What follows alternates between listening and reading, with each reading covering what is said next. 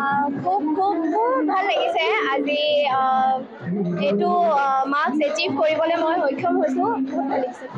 কেনেদৰে প্ৰস্তুতি কৰিছিল আৰু সমগ্ৰ ক্ৰেডিট কাক দিব বিচাৰিবা? ক্ৰেডিটটো ফাৰ্ষ্ট অফ অলটো মই মোৰ মা আৰু পাপাক দিম আৰু ছেকেণ্ড মোৰ টিচাৰ্ছহঁতক। সিহঁতি বহুত কষ্ট কৰিছে আমাক আজি এইটো পজিশ্যন পাইছোঁ, তাৰ প্ৰায়ভাগ ক্ৰেডিট আমাৰ টিচাৰ্ছহঁতকে দিব। ভৱিষ্যত পৰিকল্পনা কি, কেনেদৰে আগবাঢ়িম বুলি ভাবিছা?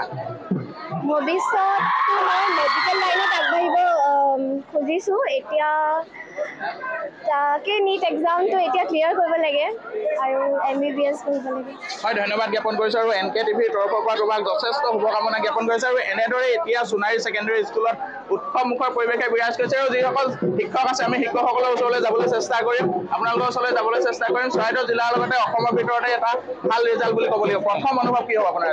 খুব ভাল, এইটো মানে বৰ্ণনা কৰিব নোৱাৰি। আমি যেনেকৈ আশা কৰিছিলোঁ তেনেকৈ খুব সুন্দৰ এটা ফলাফল লাভ কৰিছে। আমাৰ 3টা বিষয়ত সৰ্বোচ্চ নম্বৰ লাভ কৰিবলৈ সক্ষম হৈছে।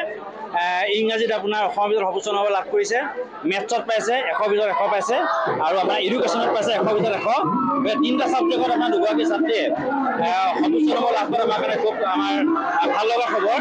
আৰু সেইটোৱে নহয়, সামগ্ৰিকভাৱে খুব ধুনীয়া এটা ৰিজাল্ট হৈছে। মই ধন্যবাদ জ্ঞাপন কৰিছোঁ আৰু পোনে পোনে আমি বিহু চাবলৈ যাবলৈ চেষ্টা কৰিম যে সোণাৰী ছিনিয়ৰ ছেকেণ্ডেৰী স্কুলৰ বিহু। আৰু দেখা গৈছে যে এগৰাকী ছাত্ৰীক দেখা পাইছোঁ খুব বিহু নচাত ব্যস্ত হৈ পৰিছে আৰু এনেদৰে এতিয়া সকলো ব্যস্ত হৈ পৰিছে।